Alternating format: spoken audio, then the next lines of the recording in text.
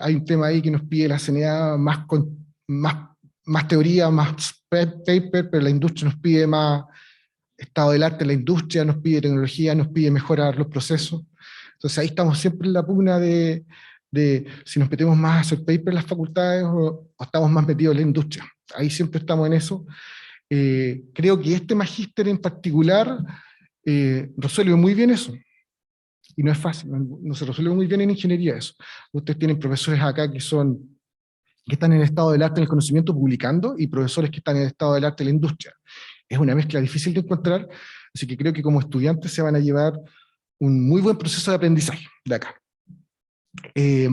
Como Universidad Andrés Bello, la universidad es una universidad joven, pero como decía un ex rector nuestro, es una universidad, un bebé, pero ha crecido un montón. Hoy día estamos en los rankings nacionales, internacionales, y brillando por lo que la universidad tiene que brillar, por su docencia y por su investigación.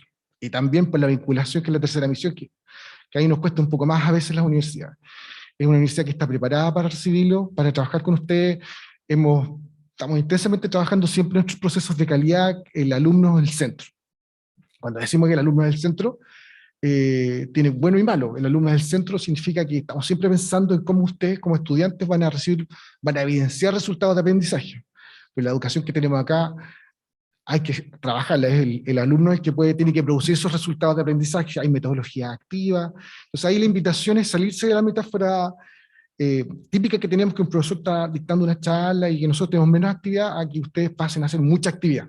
Si les van a pedir trabajo, actividades, trabajos en equipo. Entonces ahí la invitación es que lo reciban con alegría, con entusiasmo. Si ustedes hacen, aprenden. Cuando solamente están, digamos, escuchando, aprenden menos. Así que ahí los invitamos. Nosotros hace años que estamos trabajando en metodologías activas, así que los invitamos a ser parte de esto. Y bueno, y sin más, ya me alargué un poco porque podría hablar una hora, porque me encanta este tema de tecnología, pero tenemos gente que habla mucho mejor que yo de tecnología y les puedo contar muchas cosas mucho más interesantes. Así que bienvenido a esta inauguración del año académico. Los dejo con la doctora Romina Torres, que les va a contar ya el detalle mucho más estructurado. Así que muy bienvenido.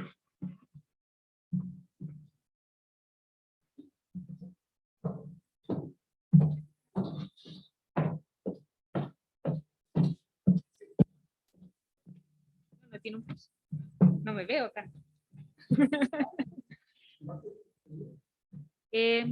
No importa. ¿Sí, a ver? No lo pensé. Sí, vamos. Sí, yo soy más chiquita, ¿no? Pero ahí estamos bien, ahí estamos bien.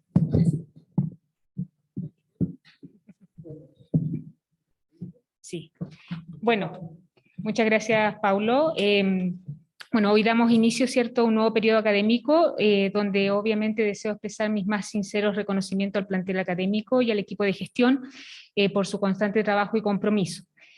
Saludo a las autoridades presentes, ¿cierto?, de nuestra Facultad de Ingeniería, al doctor Paulo Benítez, y a nuestros distinguidos expositores y, por supuesto, a nuestros alumnos.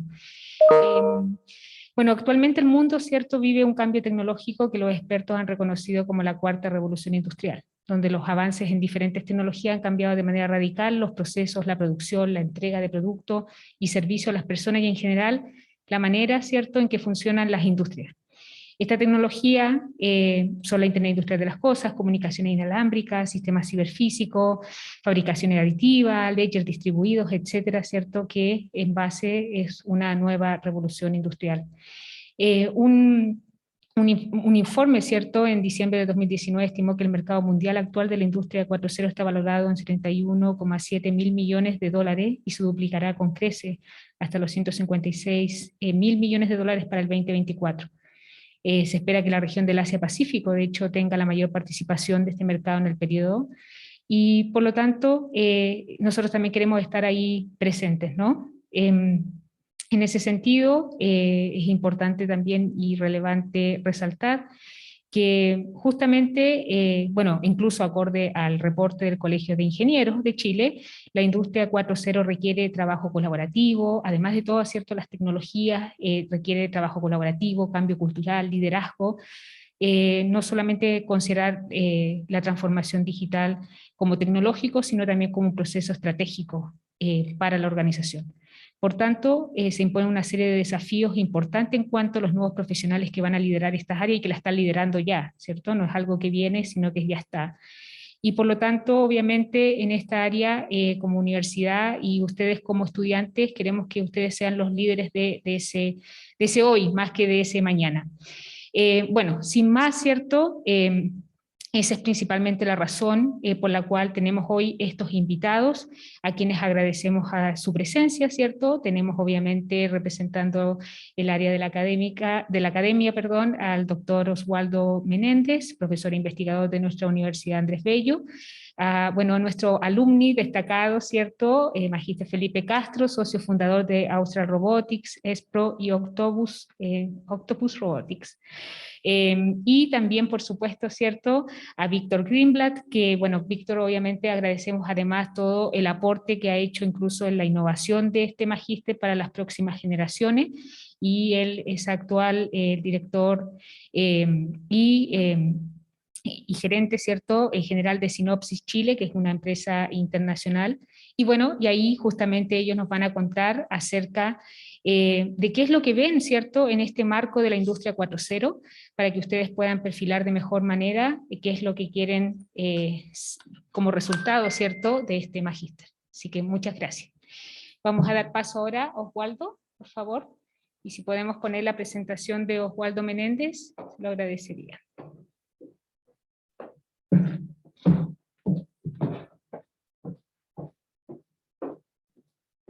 Bueno, buenos días con todos.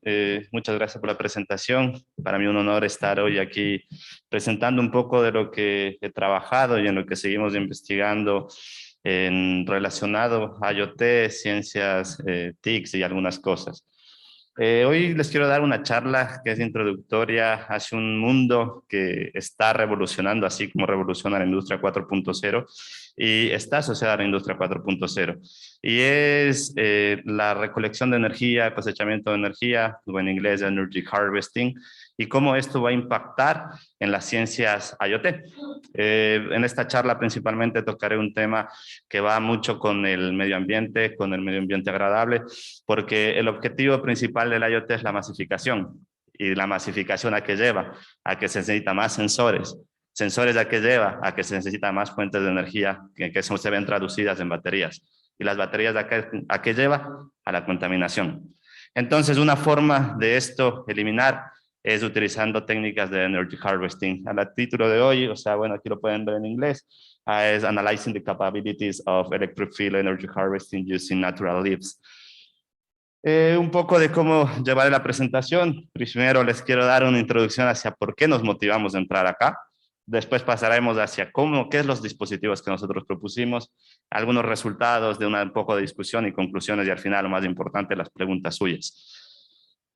¿Por qué entramos a este campo? Es tan interesante porque yo tengo formación robótica y siempre me gustó la robótica. Pero cuando yo estaba haciendo mi doctorado allá por 2017, mi profesor, mi tutor, me había propuesto encontrar una alternativa para poder extender el tiempo de vuelo en plataformas robóticas aéreas en líneas de transmisión. En ese entonces se me había ocurrido decir, o sea, pongamos una bobina gigante y tratemos de aprovechar el campo electromagnético que se genera alrededor de los cables de alta tensión, lo cual fue malo. Entonces seguí investigando por esas líneas y encontré una línea que era bien interesante, y era que el campo eléctrico también se podía inducir. El campo eléctrico variable también has generado una corriente, y eso lo agradecemos al gran Maxwell con su descubrimiento de la corriente de desplazamiento de Maxwell. Entonces, cuando eso pasó, revolucionó una montonera de cosas, porque dije, hay una oportunidad, podemos hacerlo. ¿Qué tal si ponemos placas metálicas? Entonces comenzamos a estudiarlo.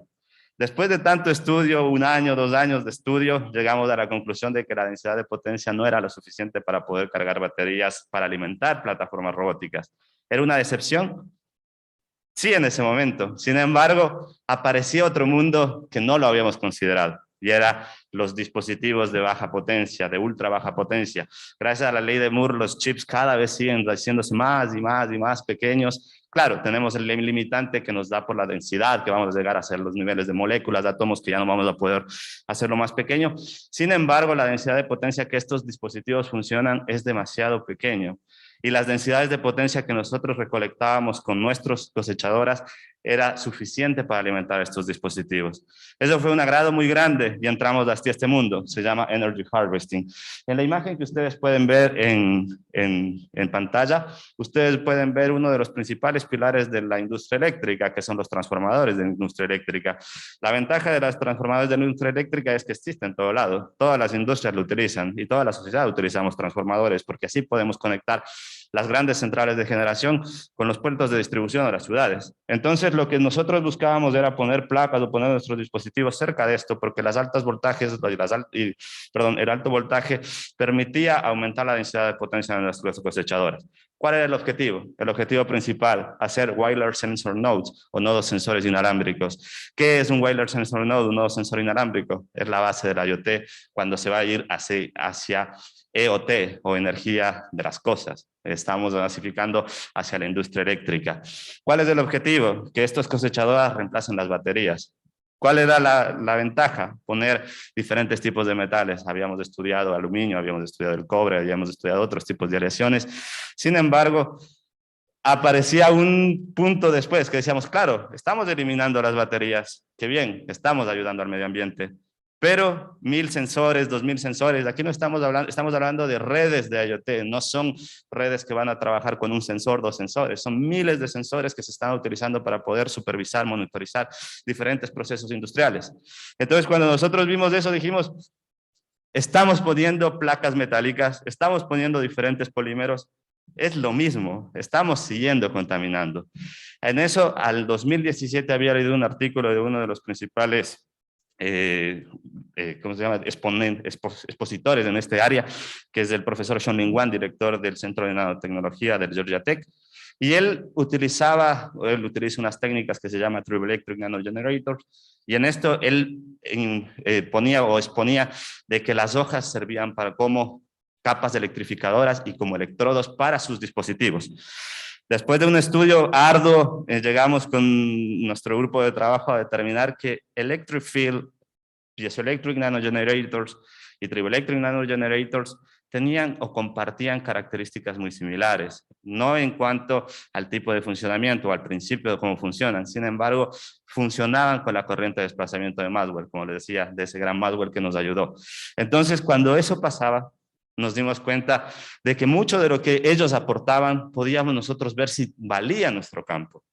Y fue la forma en la que nosotros introdujimos en decir, si bien nosotros tenemos electrodos aquí que no son biodegradables, no son reciclables porque son metales, ¿qué tal si ponemos hojas? Habíamos llegado a la pandemia, había estado varado por la pandemia, y cuando todo esto empezaba con la pandemia, un día explorando y investigando en mi casa, se me ocurrió decir, o sea, tenía una hoja de col. Es así la historia, y no estoy cuenteando. Tenía una hoja de col, y cuando la hoja de col dije, ¿qué pasaría si le pongo cerca del cable de alimentación? ¿Cuál fue la sorpresa? Que tenía el mismo fenómeno. Se había inducido campo eléctrico en la hoja. ¿Por qué? Porque la hoja tiene electrolitos y aprovechamos los electrolitos. Nuestra propuesta, ¿cuál fue? Ahora veamos cómo funciona. Entonces, ¿cuál era lo que pensábamos nosotros? Lo primero, habíamos recolectado especies de diferentes hojas. Son hojas que se pueden encontrar en cualquier lado. Son hojas ornamentales. Lo habíamos utilizado mucho de la universidad donde habíamos hecho la investigación. Nuestro segundo punto era, de acuerdo a la metodología, parametrizar estas hojas y dejarlas en tamaños fijos para que en cuanto al mundo académico todo tiene que ser metodológico. No se puede decir esto sale porque sale, sino que se sigue un orden estricto. Una vez que teníamos esto, generamos una cama donde se ponía un cable. Esto es un cable conectado a línea de tensión residencial, 220 voltios, 50 hercios, y veíamos cuál era el proceso. Y con un electrómetro, que es lo más, es lo más caro dentro de todo este ámbito de esta metodología, medíamos la corriente de cortocircuito, el voltaje en circuito abierto y el voltaje de carga de la hoja. y realizábamos 4 secados diferentes y 5 con la hoja fresca y veíamos qué pasaba. ¿Cuáles fueron nuestras principales o nuestros materiales principales utilizados? Hojas, como digo, hojas ornamentales que se pueden encontrar en cualquier lado. ¿Cuáles son las características de estas hojas? Buscábamos hojas grandes con el objetivo. Electric Field Energy Harvesting tiene una tendencia a que a electrodos grandes podemos sacar densidades de potencia mayores. Entonces, si tenemos una superficie mayor, podemos obtener más densidad de potencia y podemos alimentar más cosas.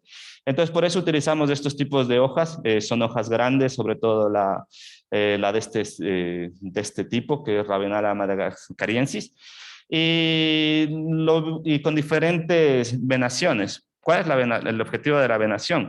Es ver cómo va a entrar en contacto el electrodo con el cable.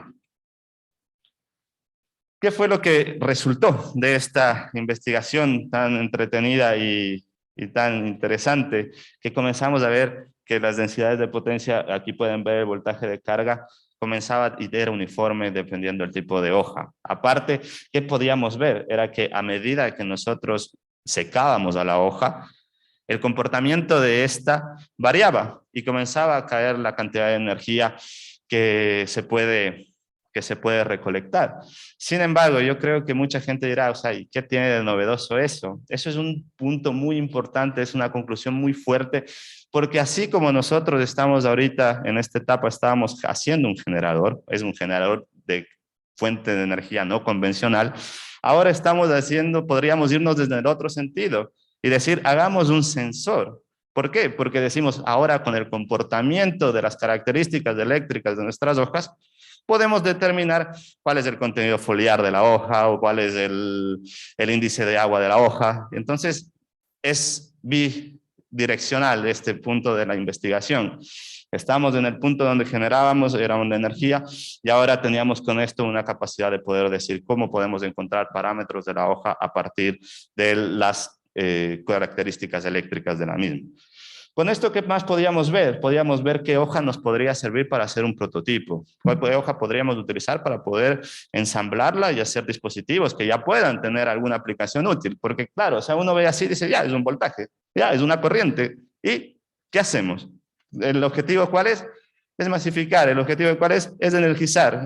Entonces, con esto nosotros pudimos determinar cuál era el mejor estilo y podíamos ver que, que en este tipo de hoja el nombre, Agapanthus africanus, lo que veíamos era que era una hoja gruesa, que es como de sábila más o menos, y tenía una ventaja fuerte, que cuando se secaba tenía una tendencia a secado muy larga, porque mantenía bastante el contenido de agua adentro. Entonces, con este tipo de hoja nosotros podríamos hacer dispositivos de larga duración. Sin embargo, la superficie de la hoja no nos permitía masificar hacia un dispositivo más grande y que tenga densidad de potencia más grande. Entonces, al final de cuentas, con todas las características de estas, utilizamos la hoja de Ravenala madagascariensis para poder armar de acuerdo, hay una selección más o menos empírica, más o menos cualitativa de cómo decidimos utilizar este tipo de hoja. Al utilizar este tipo de hoja, utilizamos diferentes tamaños y vamos viendo el comportamiento. Pusimos ver el comportamiento que depende de la longitud del electrodo. Se puede ver lo que les había dado de conclusión inicial. A mayor cantidad de superficie, nosotros podemos tener mayor cantidad de energía. Lo segundo, veíamos que era independiente de la rotación, una ventaja importante, porque dependiendo de cómo lo pongamos en el ambiente, si estaba rotado respecto a un cable fijo, no íbamos a tener mucha variación. La distancia es un parámetro fundamental, reduce con el cuadrado de la distancia, y esto es importante. Mientras más nos alejemos de la fuente de alto o de la fuente de energía, de la fuente de campo eléctrico, va a reducir significativamente la energía que nosotros podamos recolectar.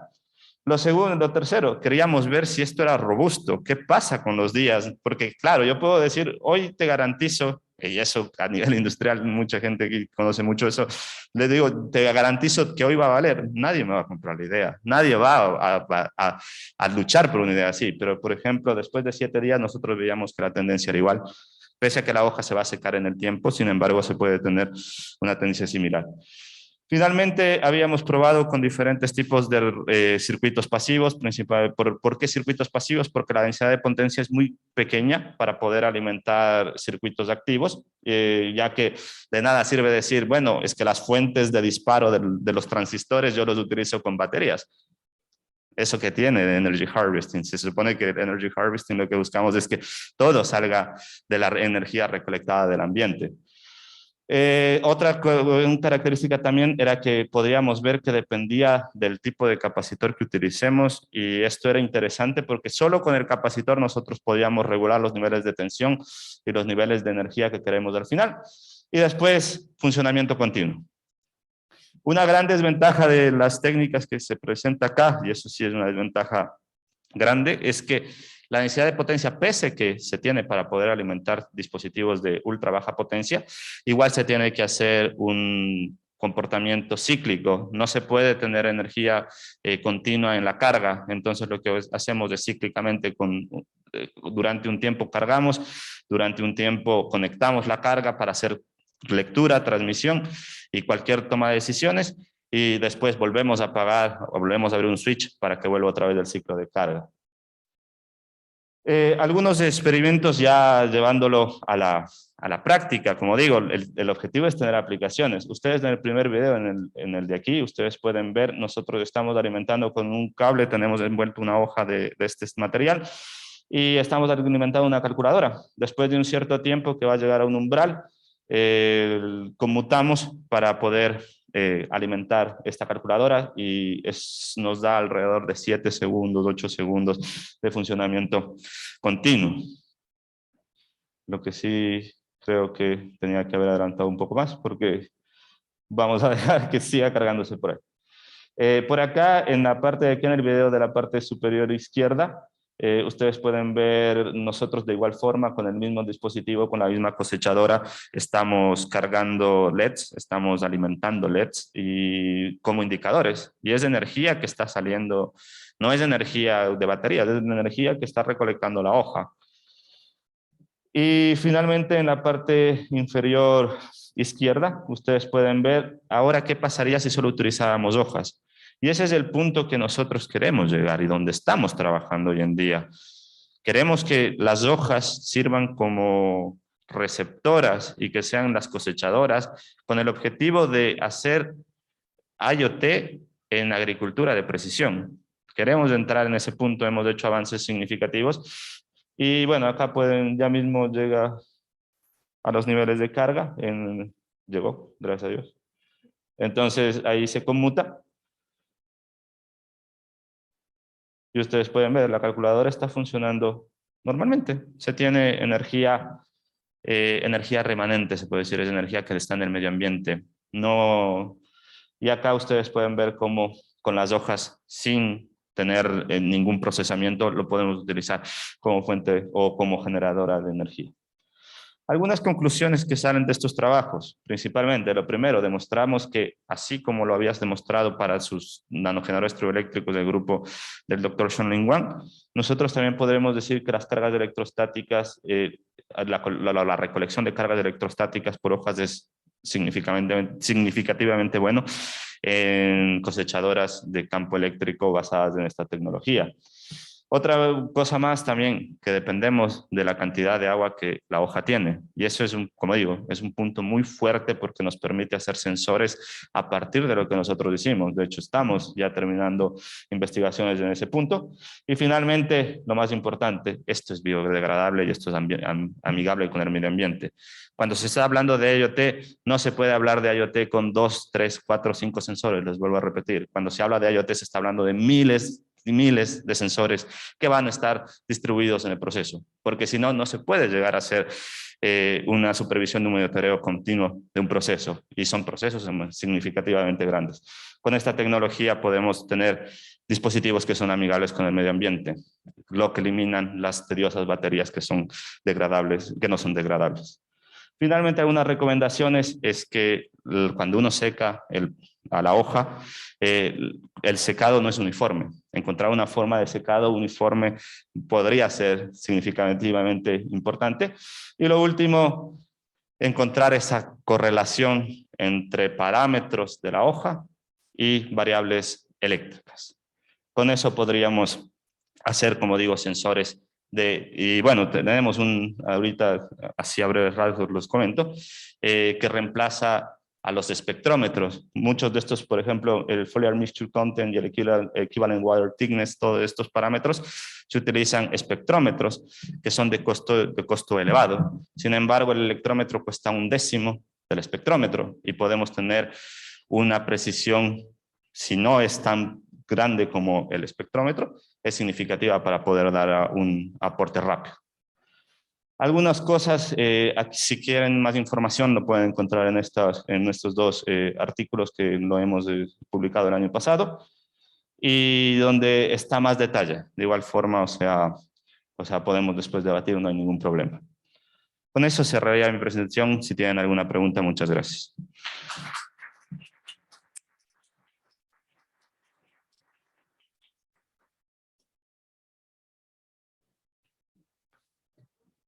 ¿Sí?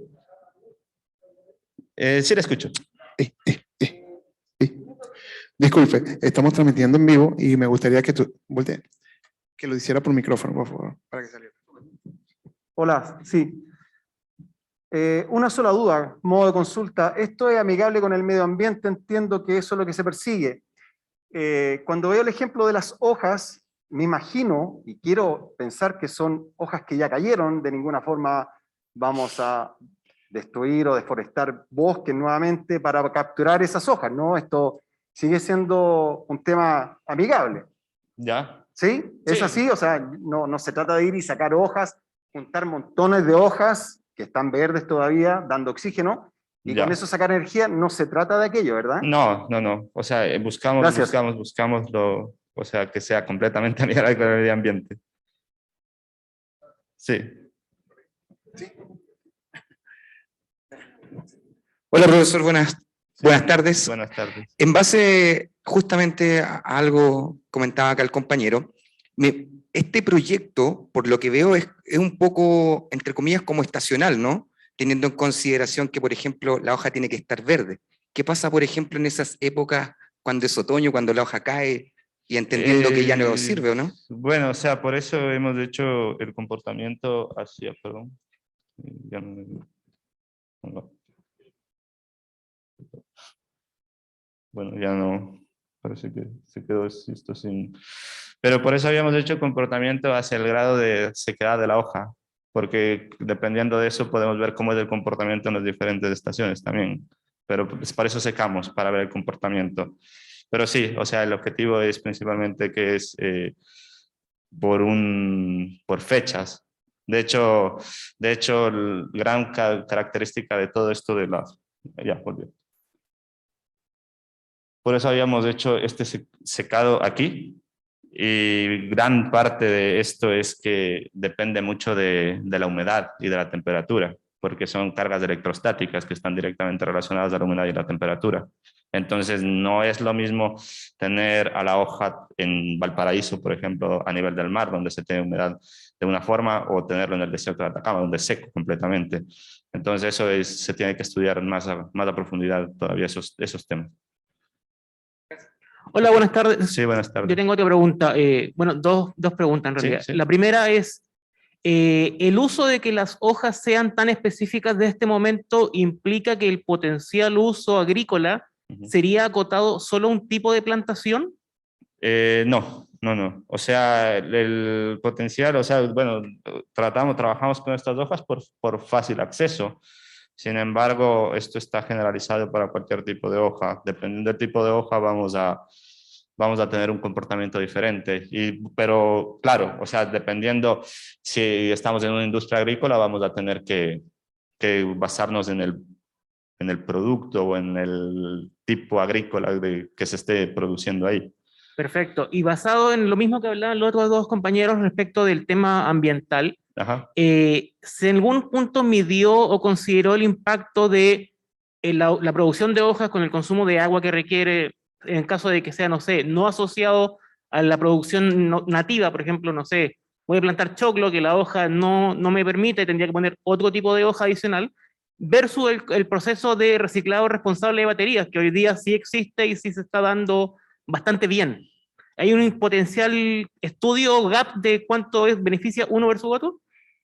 No sé si me puede repetir la pregunta un poco o me lo puede reformular. Me Ok, quedó alguna duda. mira, de nuevo, el procesado, hoy día se hace el uso de IoT con baterías, Así es, ¿ok? así es. Esas baterías, si se hace el disposal de forma responsable, Ok, sí. se están reutilizando Claro, algunos materiales y ok, todo eso. sí. Entonces, ahora, ¿cuál es el impacto ambiental si en algún momento se consideró este gap? ¿O cuánto es el beneficio desde el reuso responsable de estas baterías a utilizar estos métodos comparado al uso de agua, de la hoja, etcétera? Bueno, o sea, ahí viene un punto que es extra, de hecho que no lo abordé quizás en la presentación, y es que cuando se está hablando de energy harvesting, aparte de que se quiere también eliminar a la batería, se quiere, es como digo, son 1000 sensores.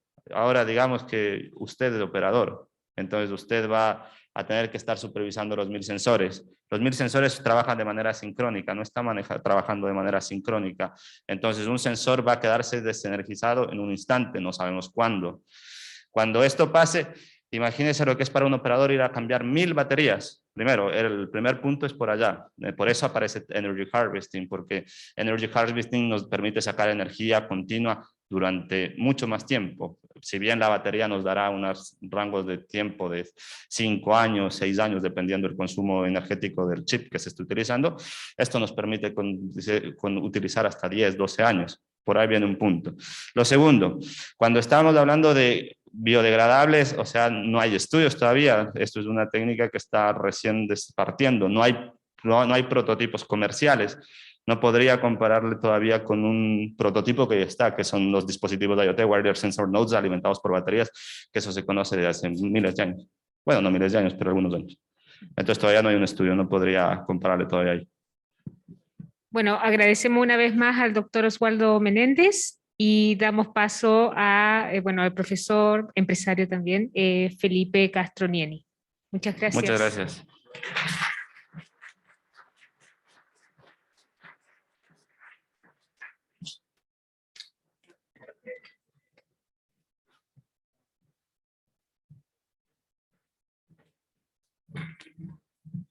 Bien, ¿todo bien? ¿Se escucha bien? Bueno, buenas tardes. Mi nombre es Felipe Castro Nieni. Fui alumno de robótica, máster en automatización industrial y ahora casi terminando también otro máster de IoT, ¿ya? Soy fundador y dueño de 3 compañías. La primera es Austral Robotics, la cual yo le voy a mostrar mucha información el día de hoy. Luego está otra compañía que es netamente mecánica y que es la compañía Espro. Y la tercera compañía que es el sueño de poder gobernar mediante equipo autónomo el mar, el océano, ¿no es cierto? Ese ya es más capricho mío. Pero los caprichos hay que empujarlos, hay que tener una empresa, ¿no es cierto?, de innovación y desarrollo para poder empujar el futuro. Y hoy día les vengo a hablar de IoT, claramente, en el mundo industrial. Mi mundo es netamente los fierros, los PLC, el hardware, los robots, ¿ok? Entonces, vamos a continuar.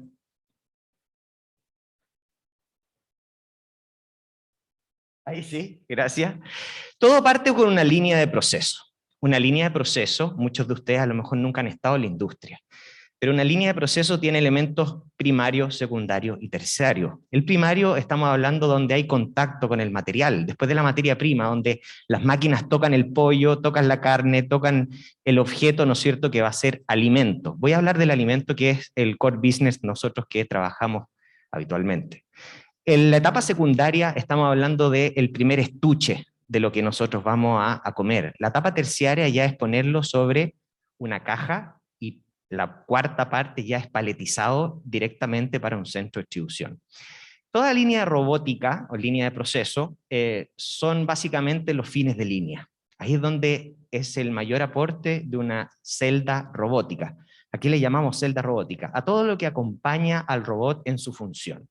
Entonces, como podemos ver aquí en esta imagen, esto es el manejo de pallets, ¿ok? Que tienen bultos, y ahí donde el robot siempre hace el paletizado de cajas, de bolsas, de estuche, y eso es hoy en día uno de los grandes rubros, ¿no es cierto?, sobre todo en el alimento y la logística, que da pie a la robótica industrial. Claramente hoy en día somos más, vamos a seguir creciendo, vamos a seguir alimentándonos, y eso ni siquiera por efecto del COVID se va a detener.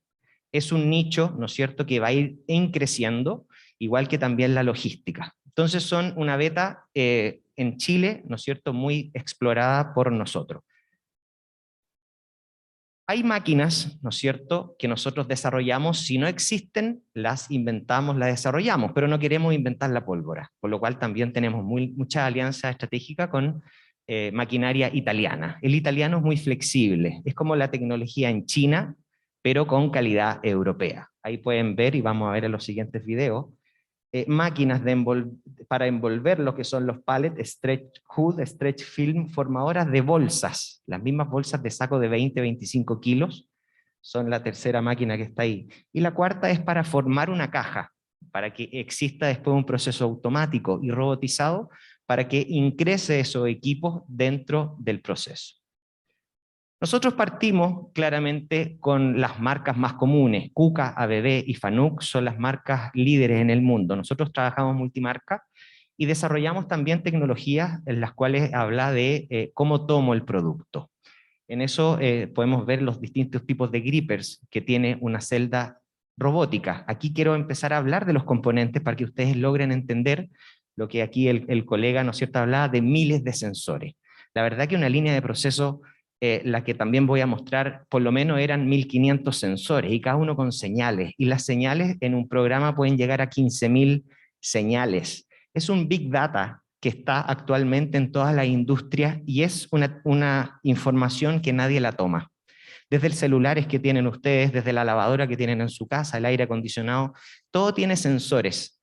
Y hoy en día nada de eso se está tomando y almacenando en un Big Data, analizándolo, ¿no es cierto?, mediante, en el futuro, una inteligencia artificial, que sea este mayordomo, ¿no es cierto?, este administrador de este Big Data, y que sea capaz de ver patrones. Dentro de la línea de proceso, aquí voy a tratar de poner play, si me ayuda arriba, muchas gracias. Esta es una de las máquinas que implementamos, es una máquina italiana. Si se pueden ver, es dentro de la línea del proceso, está al final de la línea del proceso, y lo que hace es la envoltura. Esta envoltura es especial, la verdad que no necesito tener un galpón, no necesito tener luz, simplemente esto yo lo puedo tirar a patio, a cancha. Son innovaciones, ¿no es cierto?, que desarrolla también mi compañía en relaciones técnicas comerciales con Italia.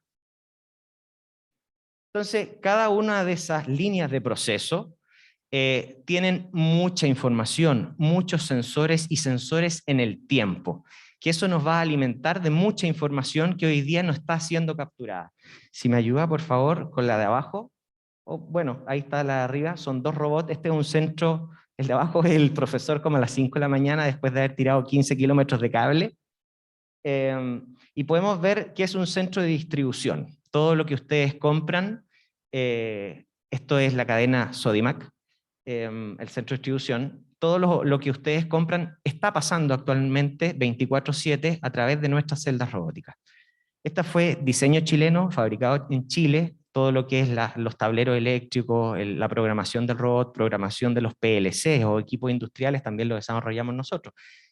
Y fue eventualmente todo un tema porque lo implementamos en términos de la crisis social y después la pandemia. Tuvimos que trabajar casi a oscuras. Eso nos llevó a apurar en lo que es el IoT, a través de redes, ¿no es cierto?, VPNs, y de poder tener accesos remotos a lo que son estas celdas y poder tratar de inferir algún tipo de daño que podría tener antes que ocurriera. Una mantención preventiva era lo que a nosotros nos llamaba día a día el poder realizarlo, porque no podíamos estar todo el rato en todas las partes y no podíamos dejar ahí un operador para siempre.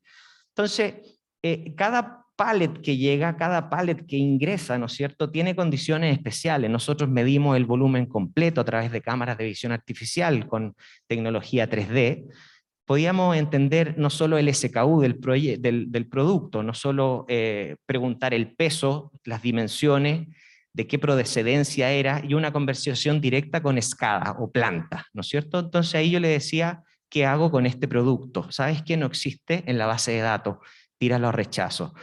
Llévalo al robot 1 o al robot 2 frente a esa información, y luego no perdíamos la trazabilidad del producto. Siempre sabíamos dónde estaba porque entraba en un proceso ordenado. De lo cual también llegaba después a todo un edificio completo de 4 pisos, es más o menos una cuadra completa, donde se almacenan estos productos. Entonces era una bodega inteligente, es una bodega inteligente.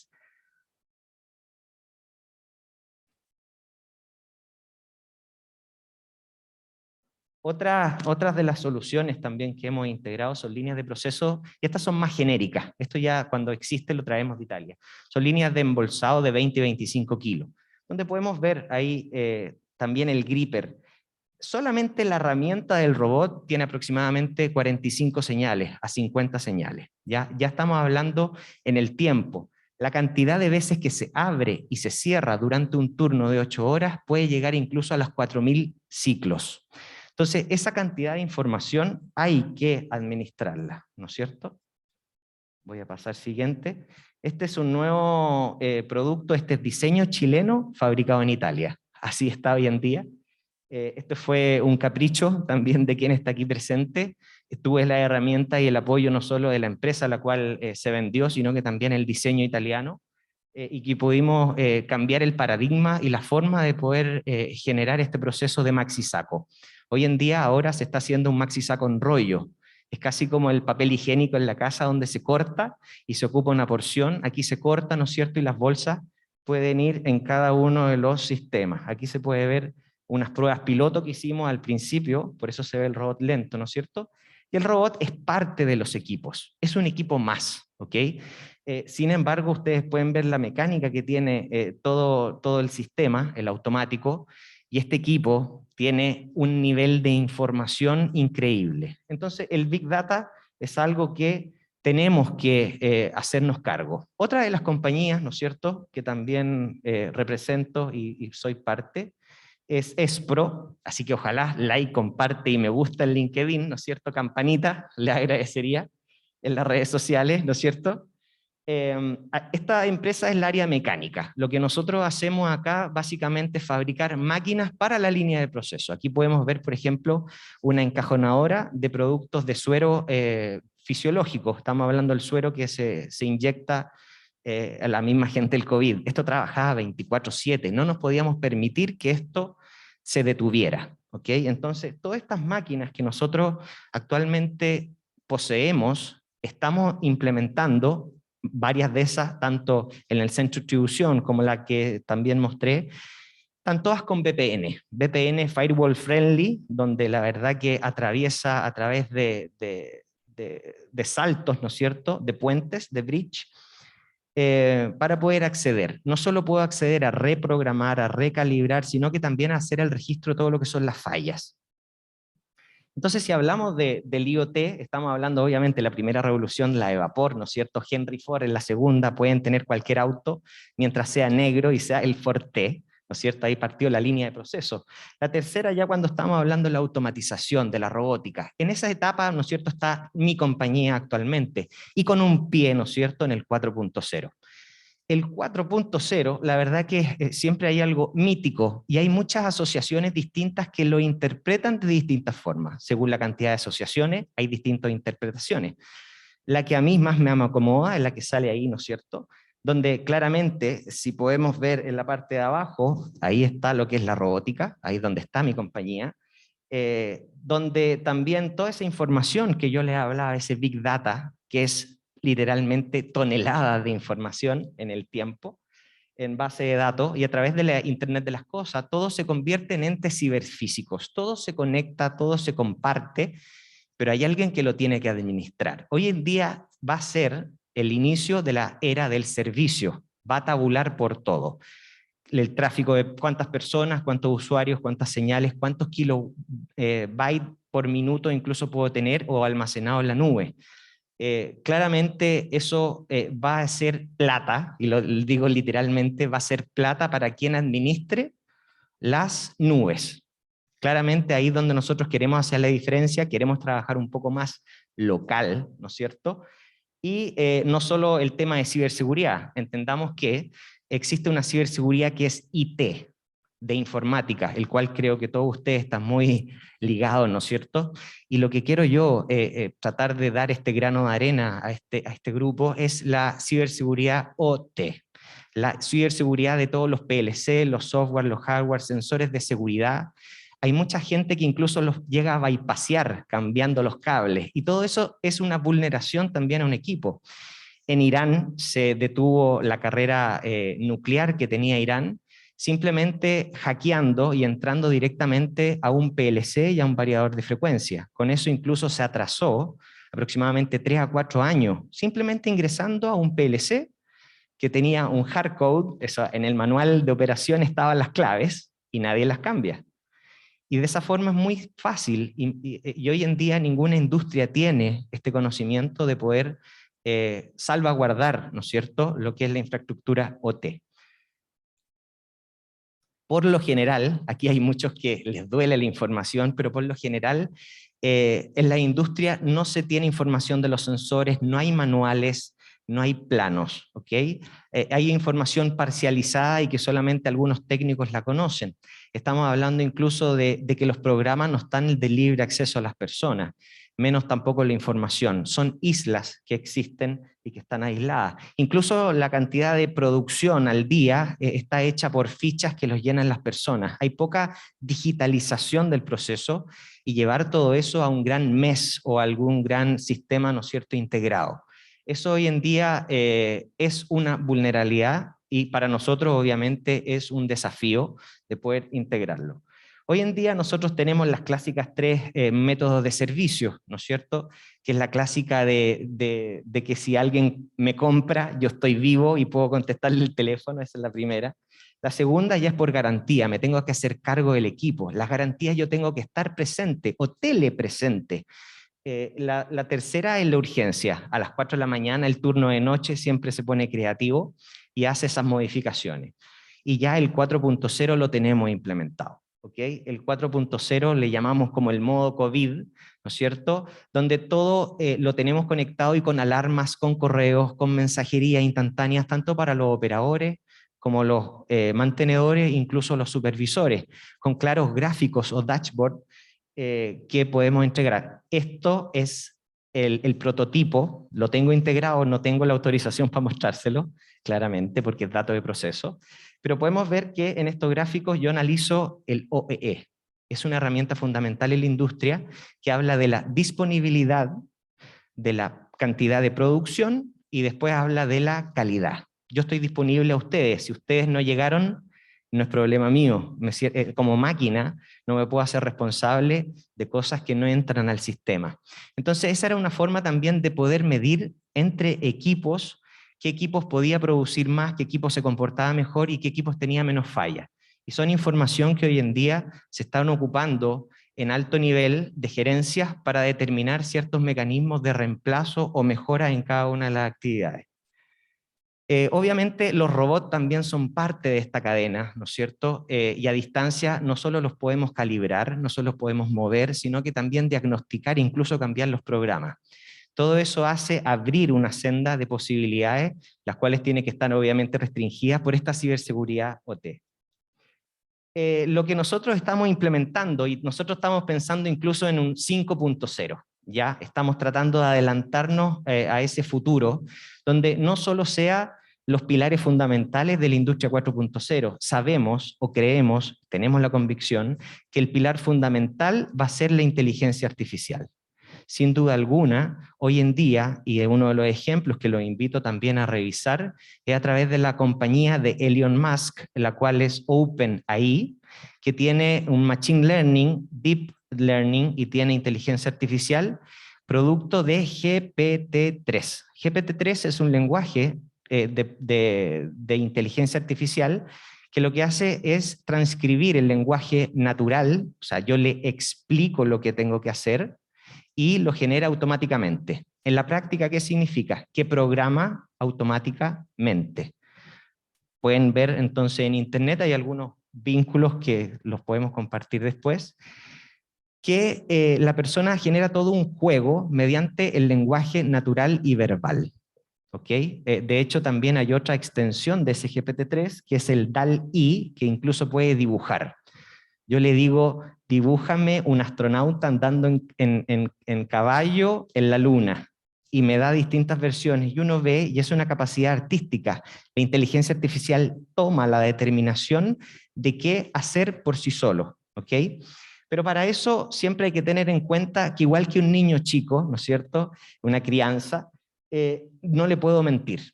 Debo tener una biblioteca, un Wikipedia, ¿no es cierto?, limpio de todas las atrocidades y mentiras del mundo, de los fake news. De otra forma se va a confundir para lo que es el entrenamiento de esas redes neuronales. Lo siguiente es siempre decir la verdad, ¿no es cierto? Por eso lo tomo, está hoy en día la inteligencia artificial tal y cual como si fuese un infante, y seguir las instrucciones, en el temor de que la inteligencia artificial gobierne todo, ¿no es cierto?, como un Skynet de Terminator. En ese sentido, lo que hace es hacer por parte, siempre recibir instrucciones, y agradecer o aceptar las condiciones que son buenas para que se exista ese reentrenamiento. Lo que nosotros estamos formando hoy en día también con información y hardware que hoy en día existe, que es el HoloLens de Microsoft, es para realidad aumentada, ¿ya? Lo que hace es, obviamente, con una cámara en el operador, yo puedo estar a distancia mirando lo que el operador está mirando. De esa forma, yo puedo vivenciar y tener esa telepresencia frente al evento. No solo eso, sino que ese lente se conecta directamente a todos los sistemas que están ahí, al PLC, al computador industrial, a toda la red. Y cuando hay un sensor que está deficiente o que está fallando, yo lo veo parpadear en rojo. Es así de intuitivo. Hay un sensor que está parpadeando, yo veo el sensor completo o el PLC o el motor en rojo. O sea, la identificación de falla ahora es visual. Y mediante la inteligencia artificial yo voy a tener un asistente que yo no necesito saber cómo repararlo. Me va a dar las instrucciones paso a paso de qué seguir. Es eso lo que nosotros pensamos que va a ser, sin duda alguna, un pilar fundamental del 4.0 y que va a gobernar cada uno de los sistemas ciberfísicos. Es lo que esperamos del futuro, idealmente.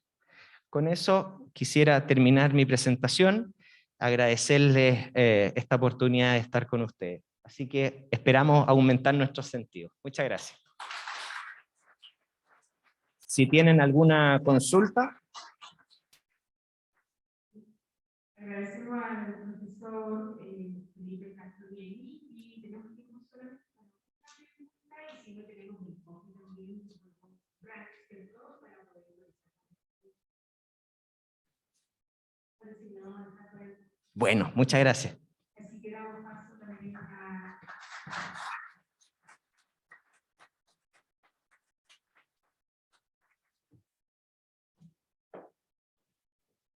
Damos paso al doctor Víctor Gilman,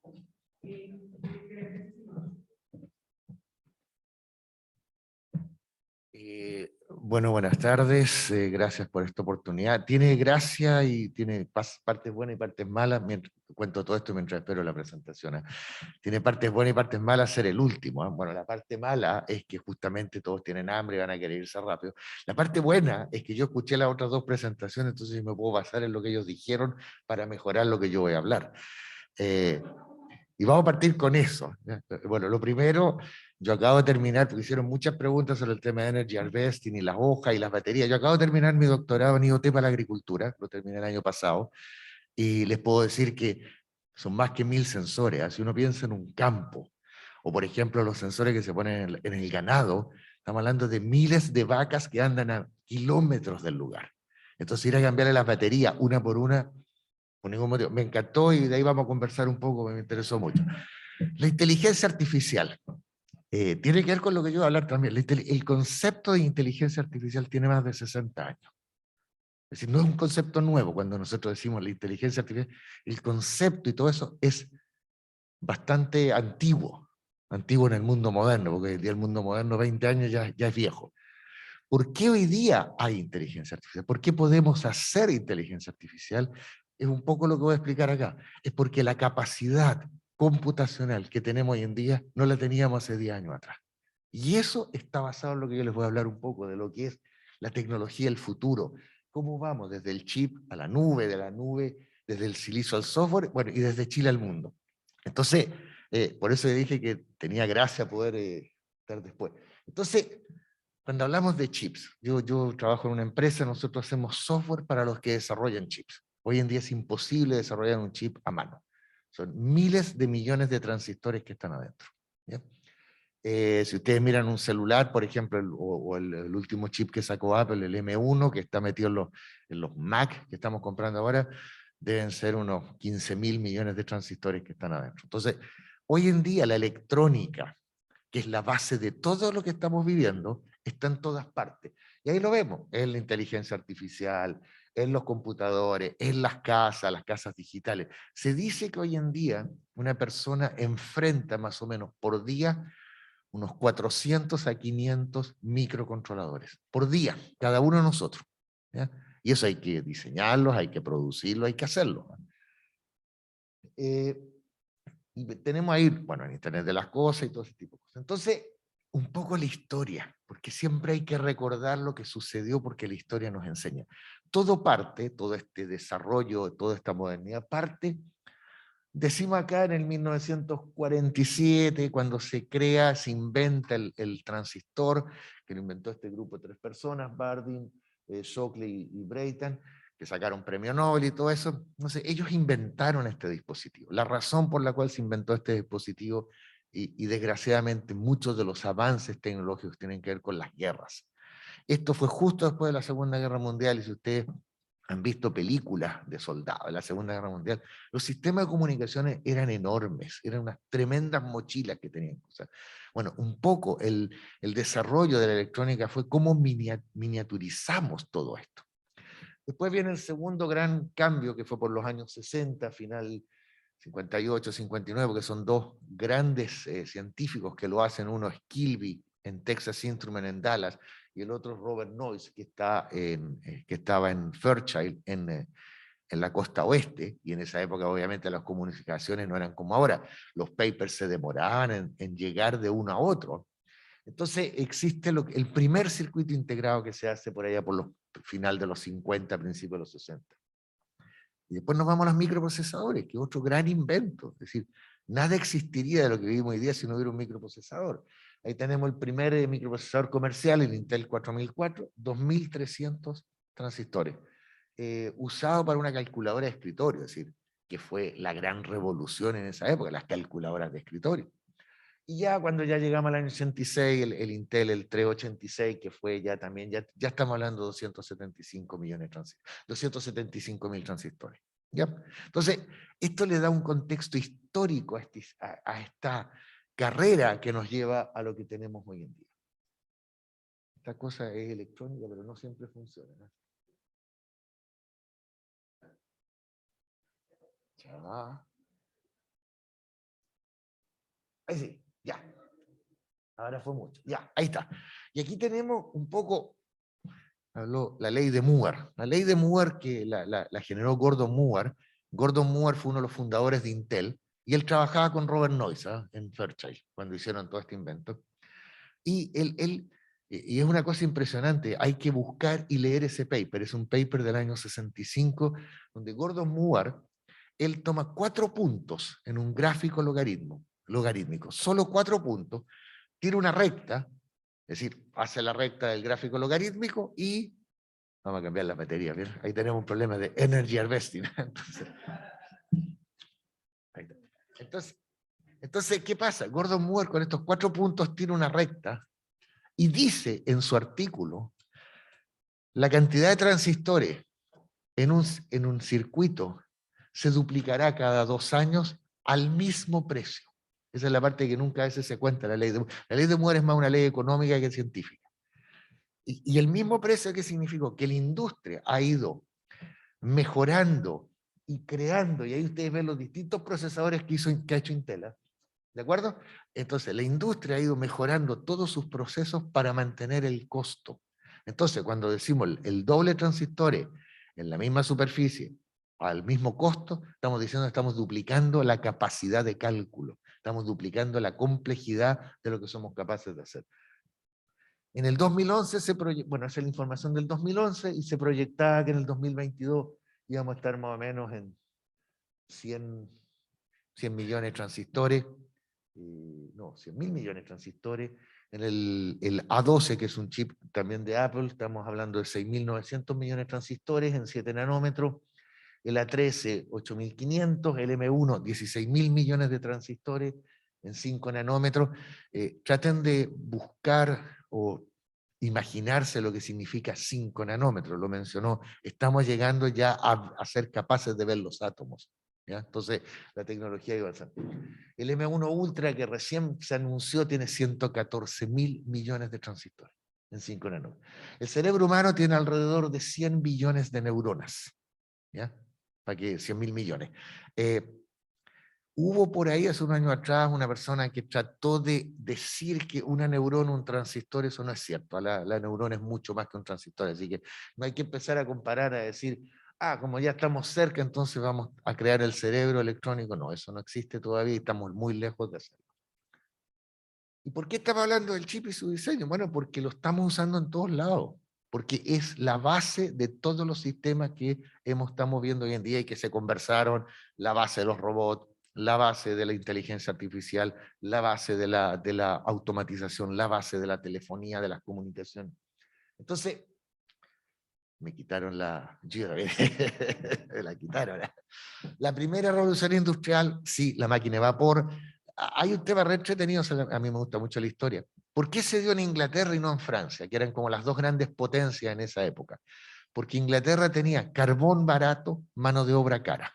Francia tenía carbón caro, mano de obra barata. Es decir, siempre uno tiene que mirar que las revoluciones están acompañadas de un factor económico detrás. No es porque alguien se lo... Es decir, hay inventos, sí, pero que el invento llegue a una revolución es porque hay un tema económico que está detrás. Entonces, por eso que a Inglaterra le interesó mucho la máquina de vapor, y a Francia no. A Francia no le interesó porque la obra de mano era barata. Vapor, en el fondo, una mecanización. Producción en masa, ya lo dijimos. La tercera revolución en los años 69, 70, por ahí, es la producción automatizada, la robotización de la industria. Y uno de los grandes ejemplos de que sucedió al principio de los 70 es la robotización de la industria automotriz. Los autos empiezan a ser fabricados por robots más o menos en los años 70.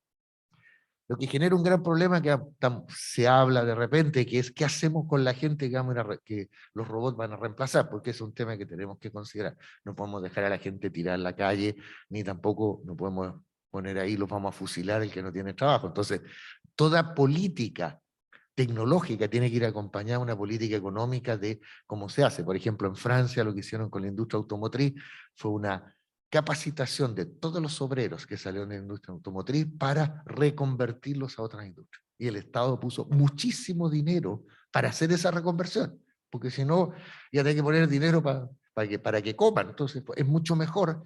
Y como lo hizo, los tuvo en educación por 2 años pagándole el sueldo. Y después se fueron a la industria. Y la cuarta revolución industrial, que es la que estamos viendo hoy en día, Internet de las cosas, inteligencia artificial, etcétera, etcétera, etcétera. Ciberseguridad, vamos a agregar un punto que no se mira mucho, y ahí con Romina hemos conversado harto del tema, el software. El 80% de las vulnerabilidades está en la aplicación, no está ni en las redes, no está en la capa de comunicaciones, en las aplicaciones. Porque los hackeos vienen por el software muchas veces, por algo que está hardcodeado, que está mal hecho, o... ¿cuántos de ustedes han cambiado el password del router que tienen en la casa? ¿Ustedes saben qué es admin? Es decir, yo me podría meter en todas las casas de todos ustedes sin ningún problema.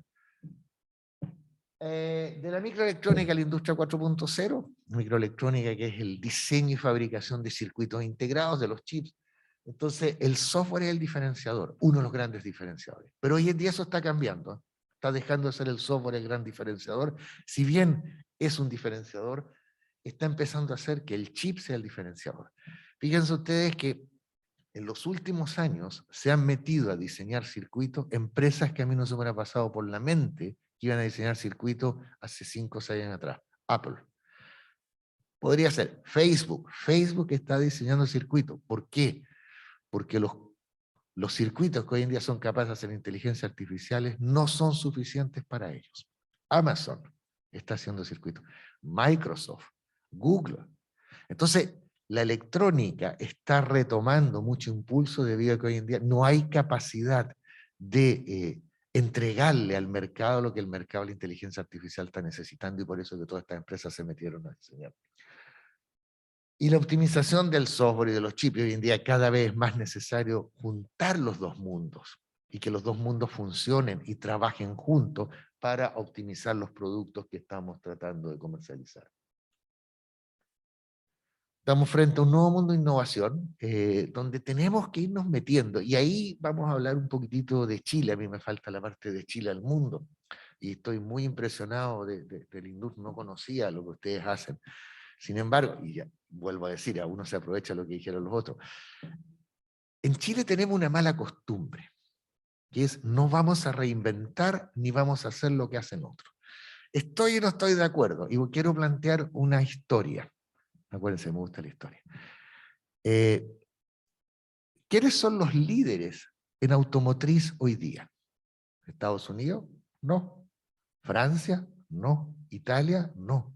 Corea del Sur. ¿Qué era Corea del Sur en los años 60? Nada.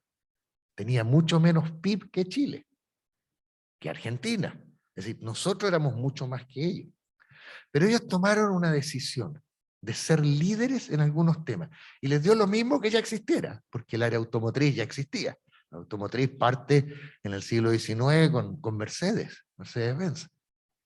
Entonces, ellos decidieron, nosotros vamos a ser líderes. Y me da lo mismo que ya exista. Entonces, ese es el tema que ya a veces digo, cuidado con el ya existe o para qué reinventar. Si yo quiero ser líder en algo, tengo que hacerlo. Entonces, la industria automotriz surcoreana, y hay un artículo de un economista, Chang, que es muy entretenido, este economista, que él ha venido varias veces a Chile, y en una entrevista que le hicieron, no fue un artículo, fue una entrevista que creo que se la hizo el Mercurio y La Tercera, le preguntaron, ¿y qué tenemos que hacer, Chile? ¿Cómo Chile podría crecer y convertirse en una Corea del Sur? Entonces él dijo simple, decidan en qué quieren ser líderes. Y después dijo, ¿usted cree que Japón y Corea del Sur necesita autos? Somos un país muy chico, nosotros no necesitamos autos, pero decidimos que íbamos a ser los líderes. Y son los líderes hoy en día. Las marcas que más se venden son Kia, Hyundai, son marcas surcoreanas. Entonces, estoy de acuerdo que no tenemos que reinventar, pero tampoco privarnos de ser líderes en algo. Y a veces para ser líderes hay que reinventar. Y la otra historia es sobre eso mismo. Yo hace mucho tiempo atrás le pregunté a un vicepresidente de Sinopsis, le dije, ¿cómo empezamos a hacer circuitos en Chile? Le dije, dame algún proyecto. Me dijo, hagan un controlador USB. USB se utiliza en todo. Entonces le dije, pero ya existe. Me dijo, ¿y si ustedes lo hacen mejor? A lo mejor se los compramos. Entonces me quedó dando vueltas. ¿Y si ustedes lo hacen mejor? Hoy en día hay toda una discusión sobre qué pasa en el mundo. Están subiendo los precios, resulta que hoy en día si yo quiero ir a comprarme un auto tengo un año de espera porque la industria de chips está atrasada, etcétera, etcétera. Entonces, ¿cómo vamos a enfrentar el futuro en este país? Y he entretenido escuchar a veces a Fantuzzi, que es un industrial de muchos años, fue el que le regaló a la muñeca un ministro una vez, es el mismo personaje, pero tiene una cosa muy entretenida. Él dice, oye, ¿hasta cuándo seguimos comprando lo que nos traen de afuera? Empecemos a producir de nuevo. En Chile se hicieron transistores, se fabricaron transistores. Había una planta de fabricación de transistores en Arica. Había un laboratorio de semiconductores en la Universidad de Chile, en Bochef. Nada de eso queda. Entonces, ¿por qué? Porque alguien dijo, lo hacen mejor afuera. Entonces, retomemos ese punto. Y ahí vamos a bueno, aquí lo que está un rápido despliegue. Hola, ¿qué tal? Buenas tardes. Voy a la casa de Juan Pero José somos Villavicencio, le doy transformación el tiro el digital, número. es un imperativo, no podemos seguir sin tener transformación Y digital. creo que lo mandó por acá El software, arriba, tecnología y conversan estratégica. mucho estos cabros. Entonces, Necesitamos la profesionales casa que sean 55. expertos en estas tecnologías. 55. Hablamos que Chile Me es un puso. gran Tiene productor de razón, 45. agricultura, lo que no es cierto. Sí, sí, tiene razón. Peso Es que que ahí tiene la me corrigió, agricultura en me puso nuestra 55, economía ya es se puso 45. bajísimo. Entonces, no nos contemos cuentos que somos No, voy a la casa. los reyes de la agricultura. Lo hacemos bien, exportamos, pero lo que pesa en nuestras exportaciones es muy bajo, lo que pesa en nuestro PIB es muy bajo. Pero si queremos ser líderes en agricultura, Rodrigo tenemos que Núñez. hacer más trabajos como lo que se presentaron recién. Pero, y meternos en la agricultura, ir a conversar con los agrónomos, conocer el tema. Entonces, yo los quiero invitar, y con esto cierro, supongo, sí, con esto cierro. Hay más cosas, pero no importa, dejémoslas hasta ahí. Los quiero invitar a que reflexionen y aprovechen este magíster, no solamente para aprender, sino que para autodesafiarse y empezar a hacer. Entonces, eso sería lo que yo les quería decir, y muchas gracias nuevamente por su atención.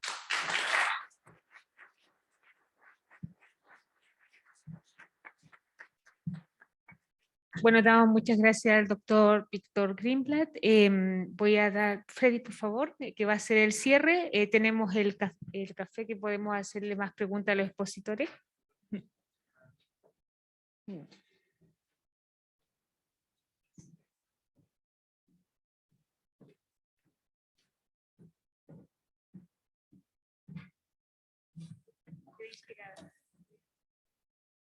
Bueno, buenas tardes a todos y a todas. Primero que todo quiero presentarme. Mi nombre es Freddy Flores Bahamonde, soy director del Centro de Transformación Energética de la Universidad Andrés Bello y soy miembro del comité académico del Magíster, ya comité que junto a nuestra directora Romina Torres hemos estado trabajando con un equipo de profesionales bastante competentes respecto a la innovación curricular del Magíster. Además, como muy bien lo comentó nuestro director de posgrado, estamos muy contentos de poder generar esta instancia, de poder mostrarles un poco de qué se está haciendo en temas de investigación y en la academia, en la Universidad Andrés Bello, y poder mostrarles también algunos casos de éxitos de innovación ideas y bueno, parte de la historia del desarrollo tecnológico en Chile y en el mundo. Pero sobre todo muy contentos de poder generar esta instancia, poder mostrarle y sobre todo poder discutir presencialmente, vernos las caras y crear una instancia en que podamos conocernos y debatir sobre estos temas tan interesantes. Para finalizar, quiero agradecer a los expositores, a nuestros invitados. Muchas gracias, muy interesantes temas. Sin duda va a dar materia de discusión y consultas en el coffee, con lo cual creo que, bueno, tanto los expositores como parte del comité, nuestra director, estaremos encantados de poder resolver, comentar y conversar estas muy interesantes presentaciones. Entonces, sin más, me queda agradecer su presencia, espero hayan disfrutado sobre las temáticas presentadas hoy, e invitarlos a un coffee, bueno, más brunch que coffee, así que bueno, espero lo disfruten y muchas gracias a todos por acompañarnos hoy. Muchas gracias.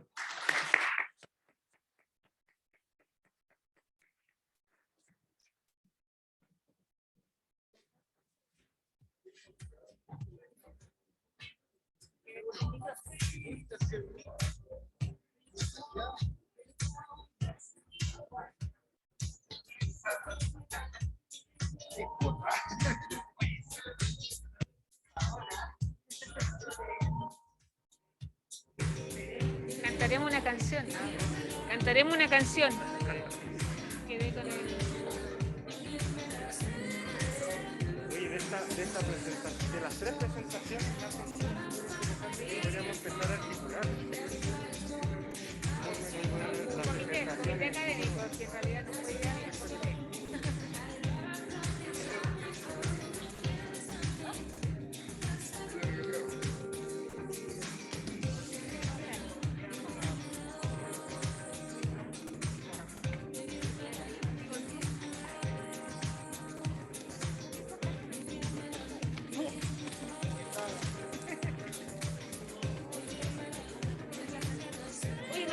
micrófono.